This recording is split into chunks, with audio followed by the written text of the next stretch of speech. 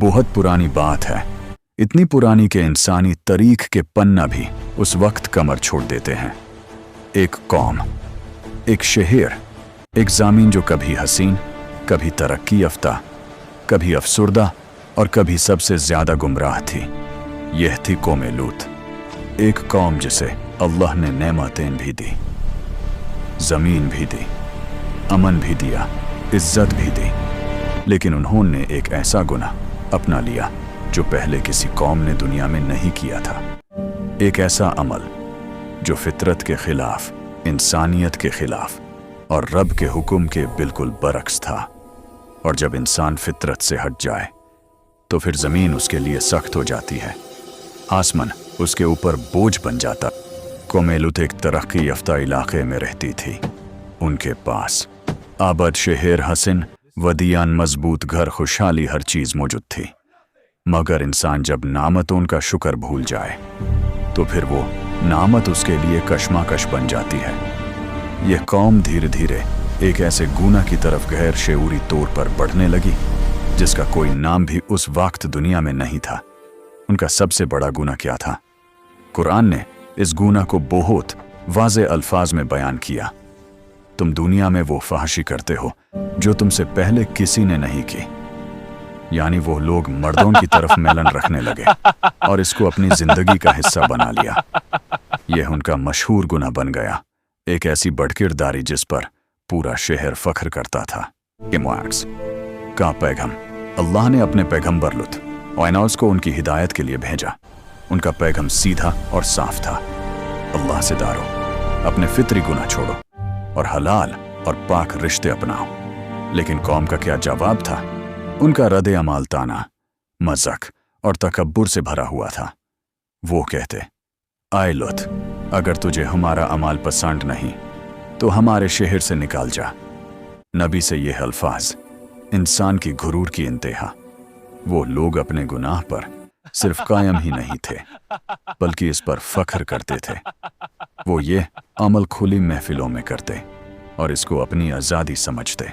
कौम लूत का गुनाह सिर्फ फाहिशा नहीं था बल्कि वो मुसाफिरों और गैर महरम लोगों को भी तंग करते, उन्हें जलील करते और उन पर जुल्म करते। उनके शहर में बड़किरदारी, जुल्म, लूट मार, अवरगर्दी, गैर फितरी ख्वाहिशात सब कुछ आम हो गया था।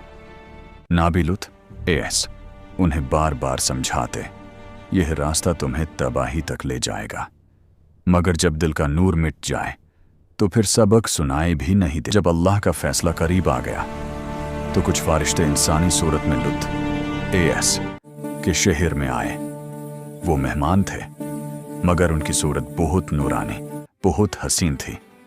कौम लूत ने जब उन मेहमानों की खबर सुनी तो वो लापाक कर आ गए अपना वही गुनाह करने के इरादे से।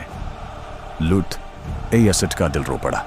वो उनसे दरख्वास्त करते, ये मेरे मेहमान हैं, अल्लाह से डरो। मगर उनका जवाब फिर तकब्बुर भरा, हमें उन लोगों की ज़रूरत है, उन्हें हवाले करो।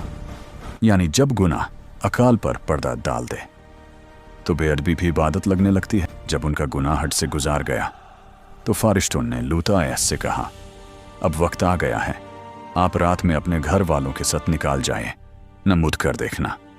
फिर आसमान और ज़मीन दोनों कसम खाकर उनके खिलाफ खड़े हो गए।